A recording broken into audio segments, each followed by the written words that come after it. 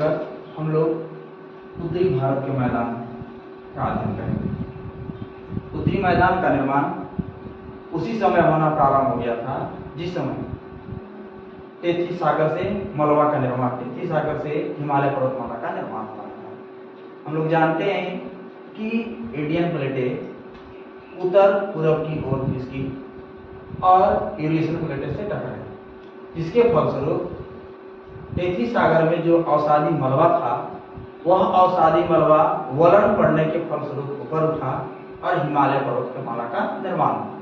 इसी दौरान हिमालय पर्वतमाला के दक्षिण में और प्रायद्वीपीय पठार के उत्तर में, हिमालय पर्वतमाला के दक्षिण में और हिमालय प्रायद्वीपीय पठार के उत्तर में एक ट्रेंच, एक गर्त का निर्माण हुआ। एक ट्रेंच और गर्त का निर्माण हुआ। जैसे मान लिया जाए यह है हमारा देश भारत,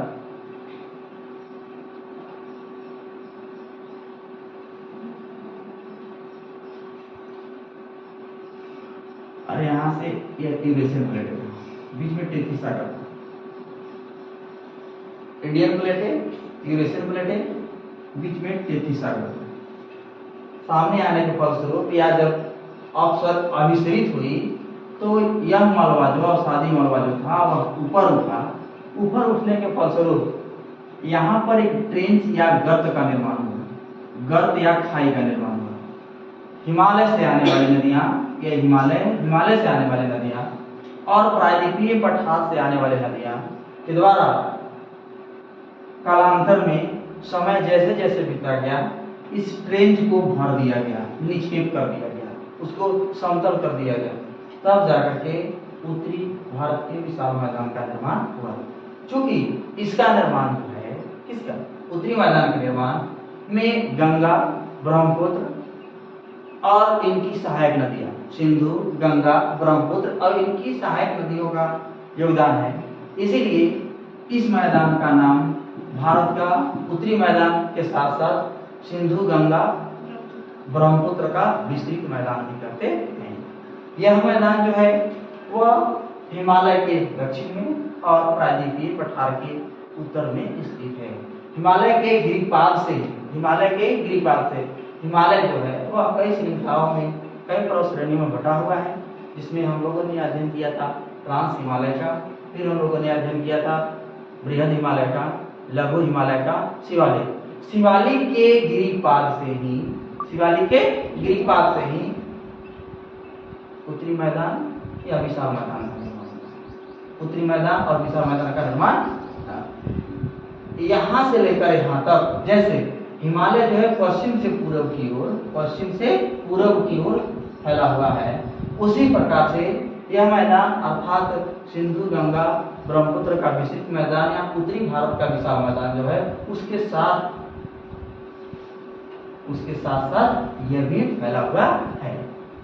यह विश्व का सबसे अधिक जनसंख्या घनत्व वाला मैदान है। इन क्षेत्र में सबसे अधिक जनसंख्या घनत्व निवास करती है। यह पूर्णतः समतल हो गई। पहले एक ट्रेंच था, लेकिन हिमालय से आने वाली जितनी भी नदियां, उन नदियों के जलोढ़ निक्षेप से ही इस मैदान का निर्माण हुआ है। इसीलिए इसको सिंधु, गंगा, ब्रह्मपुत्र का विस्तृत मैदान कहते हैं। इसका विभाजन जो है वह दो तरह से विभाजन करते हैं, एक पश्चिम से पूर्व की ओर, एक उत्तर से दक्षिण की ओर। पश्चिम से पूर्व की ओर और उत्तर से दक्षिण की ओर। जैसा कि हम जानते हैं कि गंगा नदी उत्तराखंड से निकलती है, विभिन्न राज्यों में प्रवेश करते हुए, बहते हुए और पश्चिम बंगाल के बाद बांग्लादेश में चल जाती है। इससे साफ पता चलता है कि उत्तरी मैदान का ढाल पूर्व की ओर है। किधर है? पूर्व की ओर है। उत्तरी मैदान का ढाल पूर्व की ओर है, अर्थात यहाँ पर उत्तरी मैदान की ऊंचाई अधिक, लेकिन जैसे जैसे हम बांग्लादेश या बंगाल की खाड़ी की ओर जाते हैं वैसे वैसे इसकी ऊंचाई धीरे धीरे कम होती जाती है। इस आधार पर पश्चिम से पूर्व की ओर उत्तरी भारत के विशाल मैदान को तीन भाग में है। सबसे पहले पंजाब का मैदान, सिंधु सतलज का मैदान, पंजाब का मैदान, यहाँ से लेकर यहाँ तक गंगा का मैदान। कौन सा मैदान? गंगा का मैदान। और यहाँ से लेकर यहाँ तक विशेष रूप से असम में, अरुणाचल के नीचे वाला भाग में, मेघालय के ऊपर वाला भाग में ब्रह्मपुत्र का मैदान। किसका मैदान? ब्रह्मपुत्र का मैदान। गंगा का मैदान जो है वह कई भागों में बटा हुआ है। ऊपरी गंगा का मैदान, मध्य गंगा का मैदान और निम्न गंगा का मैदान। ऊपरी गंगा का मैदान, मध्य गंगा का मैदान और निम्न गंगा का मैदान। सिंधु सतलज, सिंधु और सतलज का मैदान जो है यह सिंधु और उसके साथ साथ विभिन्न सहायक नदियां, इसके अंतर्गत झेलम, चिनाब, रावी, व्यास तथा सतलज, सतलज अर्थात सिंधु सतलज का मैदान जो है वह सिंधु सतलज के साथ साथ उनकी जो भी सहायक नदियां हैं, मतलब सिंधु और उसकी सहायक नदियों के फलस्वरूप इस मैदान का निर्माण हुआ है, इसीलिए इसको बोलते हैं सिंधु सतलज का मैदान। यह भारत का सबसे पश्चिम है, लेकिन यह दो देशों में है, एक भारत में है और एक पाकिस्तान में। कहाँ है? पाकिस्तान में। सिंधु का मैदान भारत में नहीं के बराबर है सतलज का। किसका है? सतलज का। चूंकि यह मैदान सबसे अधिक पंजाब में है, इसीलिए इसे पंजाब का मैदान भी कहते हैं। पंजाब का मैदान भी कहते हैं। इस वाले क्षेत्र में दोआब देखने को मिलता है। दोआब अर्थात दोआब अर्थात दो नदियों के बीच के भाग। जम्मू कश्मीर और लद्दाख में सिंधु की बहुत सी सहायक नदियां बहती है, उन दोनों के बीच, जैसे मान लीजिए झेलम, चिनाब, रावी, ब्यास, तो अगर मान लीजिए झेलम, चिनाब ये दोनों के बीच वाला भाग है, इसको बोलेंगे दोआब। चिनाब और रावी इसके बीच वाला जो भाग है इसको कैसे बोलेंगे हम? दोआब। तो इस प्रकार से पंजाब का मैदान या सिंधु सतलज के मैदान में सबसे अधिक दोआब देखने को मिलता है।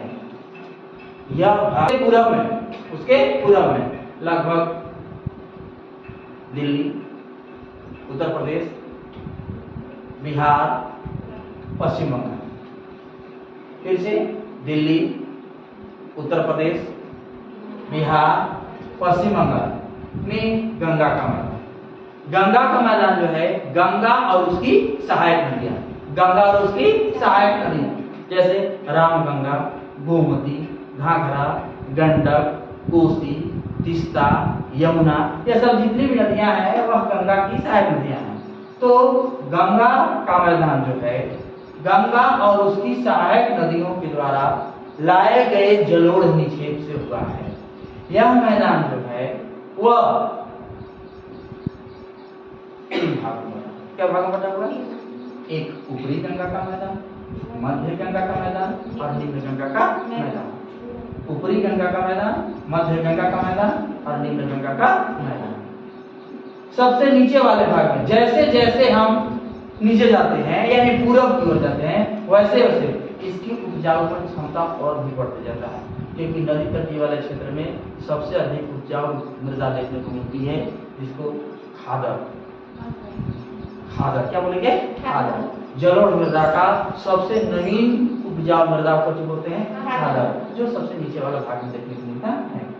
वाह श्रृंखला शिवालिक, शिवालिक के गिरिपाद प्रदेश में भाबर प्रदेश, भाबर के बाद तराई प्रदेश, तराई के बाद बांगर और बांगर तथा नदी तटीय क्षेत्र में खादर, नदी तटीय क्षेत्र में खादर।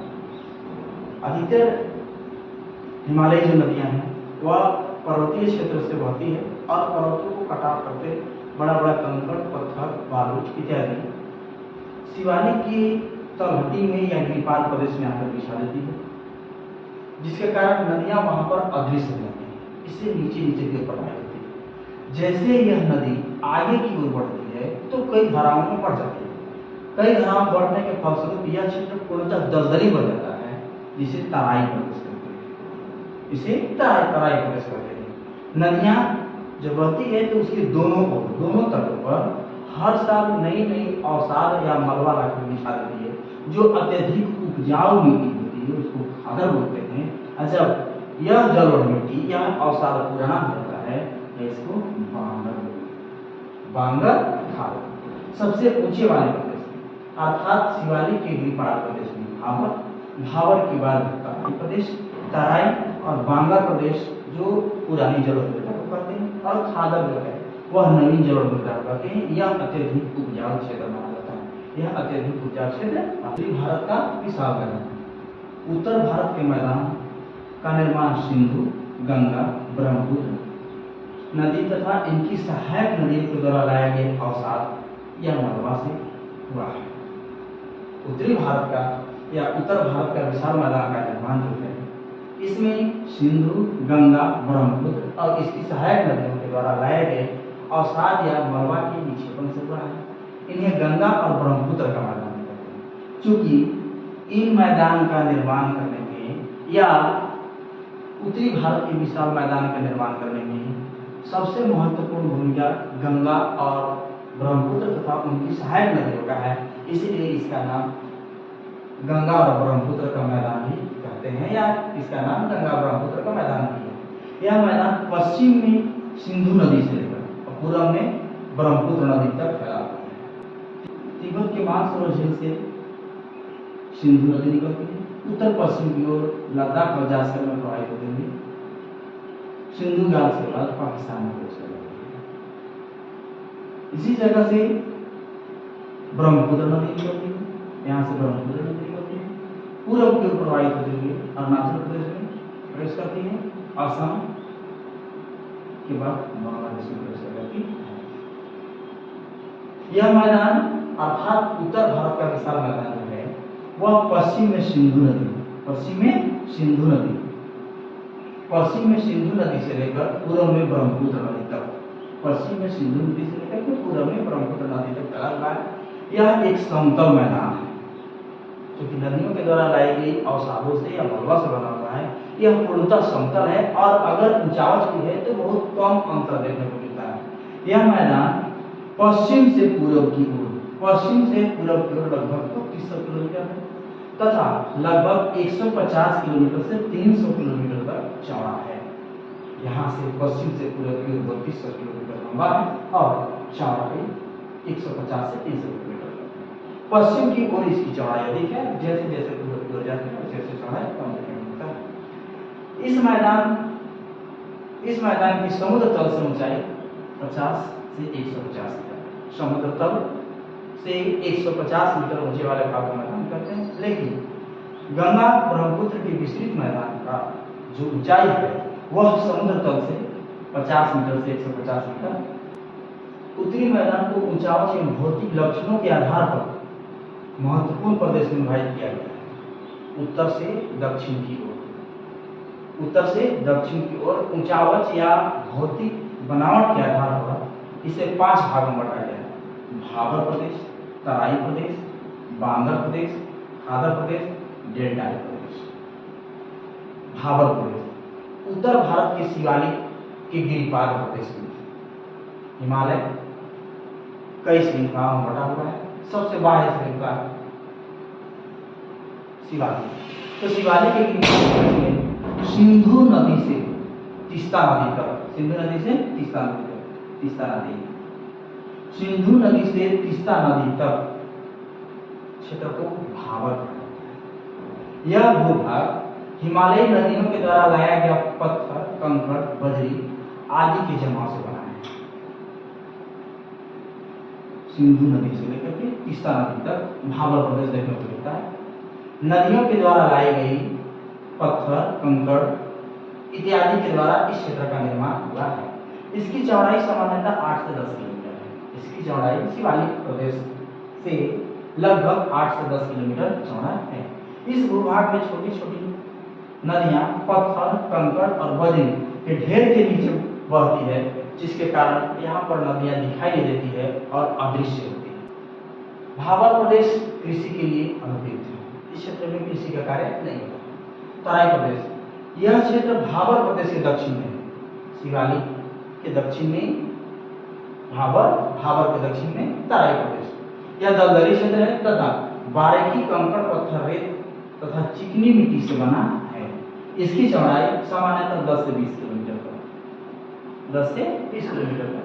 भाबर प्रदेश के बाद 10 से 20 किलोमीटर तक चौड़ा भाग, जहाँ पर नदियां दृश्य होती है, कई भागों में बढ़ जाती है, दलदली क्षेत्र का निर्माण होता है, उसे तराई प्रदेश कहते हैं। भाबर क्षेत्र में जो नदियां अदृश्य होती है वह तराई क्षेत्र में धरातल में पुनः दृश्यमान हो जाती है। वर्षा की अधिकता के कारण तराई का विस्तार पश्चिम की अपेक्षा पूर्व में अधिक पाया जाता है, क्योंकि पश्चिम वाले क्षेत्र, भारत के पश्चिम वाले क्षेत्र में, इस वाले क्षेत्र में कम वर्षा होती है और पूर्व वाले क्षेत्र में अत्यधिक वर्षा होती है। जैसे भारत का सबसे अधिक वर्षा वाला क्षेत्र मेघालय में। वर्षा की अधिकता के कारण तराई का विस्तार पश्चिम की अपेक्षा पूर्व में अधिक पाया जाता है। इस क्षेत्र में ढाल की कमी के कारण पानी बिखरा हुआ है। ढाल कम है तो पानी पूर्णतः फैला हुआ या बिखरा हुआ पड़ता है, जिससे इस क्षेत्र की भूमि सदैव नमी बनी रहती है एवं कृषि के लिए विशेषकर चावल, गेहूं इत्यादि के लिए सबसे अधिक उपयुक्त माना जाता है।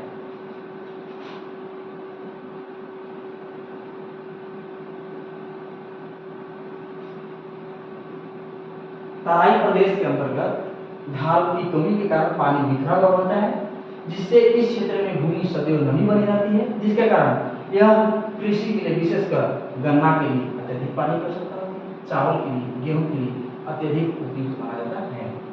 बांग्ला, यह उत्तरी मैदान के उच्च भूमि है। उत्तरी मैदान का उच्च भूमि बांग्ला प्रदेश के रूप में जाना जाता है, जो पुरानी जलोढ़ मिट्टी से बना हुआ है, जो पुरानी जलोढ़ मिट्टी से बना हुआ है। इसका विस्तार मुख्य रूप से पंजाब और उत्तर प्रदेश में, पंजाब और उत्तर प्रदेश में देखने को मिलता है।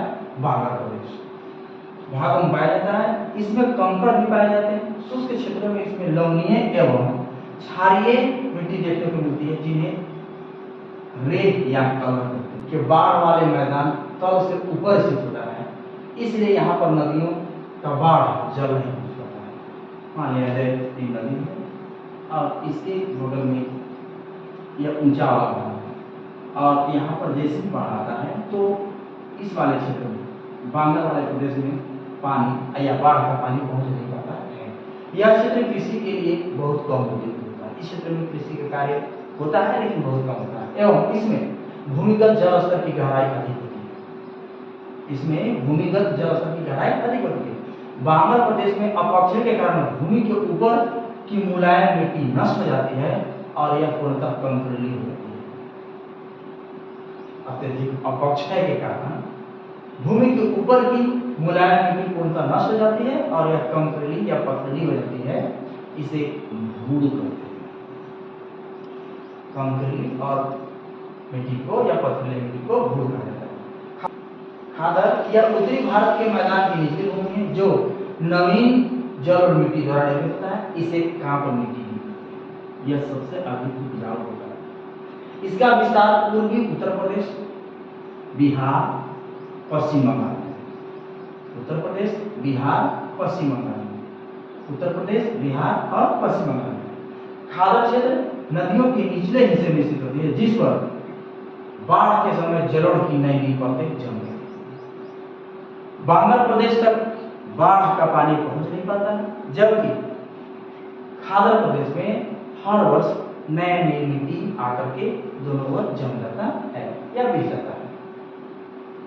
यह क्षेत्र कृषि हेतु बहुत उपजाऊ होता है। इसमें भूमिगत जल स्तर ऊंचा, कृषि के लिए सबसे उपयुक्त मृदा के रूप में खादर जल उपलब्ध। डेल्टा खादर मैदान का ही बढ़ा हुआ भाग है। खादर मैदान का बढ़ा हुआ भाग डेल्टा का होता है। इसका विस्तार निचली गंगा घाटी अर्थात पश्चिम बंगाल में पाया जाता है। इसमें पुराना एवं नया पंख दलदली सम्मिलित है। पंख मतलब कीचड़, पुराना और नया दोनों प्रकार के कीचड़ या दलदली क्षेत्र इसमें शामिल है। यहाँ पर उच्च भूमि को चार भाग करते हैं। यहाँ पर उच्च भूमि को चार करते हैं। उत्तरी भारत के विशाल मैदान को प्रादेशिक आधार पर मुख्यतः उत्तरी भारत का विशाल मैदान को पश्चिम से पूर्व की ओर तीन भागों में बांटा गया। कितने भागों में बांटा गया? तीन भागों में। इसमें पंजाब का मैदान, गंगा का मैदान, पहला पंजाब का मैदान, सिंधु तथा इसकी सहायक नदियों जैसे झेलम, चिनाब, रावी, ब्यास तथा सतलुज के द्वारा निर्मित मैदान को पंजाब का मैदान सिंधु और इसकी सहायक नदियां झेलम, चिनाब, रावी, ब्यास तथा सतलज के द्वारा निर्मित मैदान को पंजाब का मैदान कहते हैं। इसका भौगोलिक विस्तार भारत में भी और पाकिस्तान में, दोनों देश में, लेकिन सर्वाधिक विस्तार पाकिस्तान में। अर्थात इस प्रकार का क्वेश्चन बनता है कि पंजाब का मैदान या सिंधु सतलज के मैदान का अधिकांश विस्तार या अधिकतर विस्तार जो है वह कहाँ है, किस देश में है, तो पाकिस्तान में। भारत में पंजाब का मैदान के अंतर्गत बारी और बिस्त दोआब के क्षेत्र आते हैं। बारी और बिस्त दो नदियों के बीच वाले क्षेत्र को दोआब कहते हैं। ब्यास और रावी, ब्यास और रावी, ब्यास और सतलज, ब्यास और रावी के बीच वाले क्षेत्र को बारी दोआब, ब्यास और सतलज नदी के बीच वाले क्षेत्र को बिस्त कहते हैं। जो कृषि की दृष्टि से भारत के लिए विकसित क्षेत्र माना जाता है। दो नदियों के बीच वाले क्षेत्र को दोआब कहते हैं और इन सभी क्षेत्रों में कृषि का कार्य अधिक मात्रा में होता है। पंजाब की पुरानी जड़भूमि को बांगर कहते हैं। बांगर अर्थात जिसमें कृषि का कार्य नहीं होता, जो पूर्णतः अनुपजाऊ होती है या होता भी है तो बहुत कम कृषि का कार्य। पश्चिम पंजाब का मैदान, पंजाब के मैदान के पूर्व में गंगा का मैदान, गंगा का मैदान, इसका विस्तार उत्तर प्रदेश में, बिहार में और पश्चिम बंगाल में। इसका विस्तार उत्तर प्रदेश, बिहार और पश्चिम बंगाल में। गंगा तथा इसकी सहायक नदियों के द्वारा निर्मित मैदान को मुख्यतः 3 मैदानी प्रदेशों में बांटा गया है। गंगा के मैदान को 3 प्रदेशों में बांटा गया है। एक ऊपरी गंगा का मैदान, मध्य गंगा का मैदान, निम्न गंगा का मैदान। गंगा का मैदान को 3 भागों में बांटा गया है। एक ऊपरी गंगा का मैदान, मध्य गंगा का मैदान और निम्न गंगा का मैदान। गंगा का मैदान की रचना एक अग्रगर्त नदी है, अग्रगर्त नदी है। जैसा कि हम सभी जानते हैं कि इंडियन प्लेटें, यूरेशियन प्लेटें टकराई, जिसके फलस्वरूप इंडियन प्लेटें अंदर गई, वहां पर गर्त बना और टेथी सागर में हिमालय पर्वत का निर्माण हुआ। तो अग्रगर्त हिमालय पर्वत के आगे वाले भाग अर्थात अग्रगर्त में इसका निर्माण हुआ। जब प्रायद्वीपीय भूखंड में हिमालय के दक्षिणी प्रसार को रोका तो हिमालय उच्च वर्णों के सापेक्ष, उच्च वर्णों के समक्ष एक अग्रगर्त निर्मित हो गया, जो धीरे धीरे हिमालय से निकलने वाली नदियों के द्वारा लाए गए अवसाद से भर गया, जिससे अंतः गंगा का विशाल मैदान कहते हैं। गंगा के मैदान में पूर्व से पश्चिम की ओर जाने पर बंगाल की खाड़ी की शाखा के द्वारा होने वाली वर्षा की मात्रा में समुद्र से दूरी बढ़ने के कारण कमी आ जाती है। गंगा के मैदान को पूर्व से पश्चिम की ओर जाने पर बंगाल की खाड़ी की शाखा द्वारा होने वाली वर्षा की मात्रा में समुद्र से दूरी बढ़ने के साथ साथ दूरी बढ़ने के कारण कमी आ जाती है। जैसे जैसे बंगाल की खाड़ी की शाखा का मानसून से पश्चिम की ओर जाता है तो वर्षा करने की क्षमता धीरे धीरे कम हो जाती है। मध्य गंगा का मैदान बाढ़ से सर्वाधिक प्रभावित है। मध्य गंगा का मैदान जो है वह बाढ़ से सर्वाधिक प्रभावित क्षेत्र है। मध्य गंगा के मैदान में सबसे अधिक गोखू झील देखने को मिलता है। नदियां पर्वतीय क्षेत्र से निकलती हैं, पर्वतीय क्षेत्र से निकलने के बाद अपने साथ अवसाद लाती है। पहले इस प्रकार से नदियां सीधी बढ़ती है, लेकिन अवसाद अत्यधिक मात्रा होने के कारण अब नदियां इस प्रकार से निकलती है। यहाँ पर अवसाद से अपना मार्ग अवरुद्ध कर देती है, फलस्वरूप नदियां इधर चल रही हैं। एक समय ऐसा होता है कि यह भाग पूर्णतः कट जाता है और यह गोखू झील के रूप में परिणत हो जाता है, क्योंकि इस भाग में नदियां का विसर्ग करती है। इस प्रकार से नदियां विसर्ग करती है। मैदानी क्षेत्र में जैसी नदियां प्रवेश करती है, उनका के मैदान के पूर्व में, गंगा के मैदान के पूर्व में ब्रह्मपुत्र का मैदान। यह मैदान ब्रह्मपुत्र तथा उसकी सहायक नदियों के द्वारा अपवाहित किया गया विशाल मैदान जो पूर्वी भाग। मैदान के सामान्य ढाल दक्षिण पश्चिम की ओर बंगाल की खाड़ी की तरफ दक्षिण पश्चिम अर्थात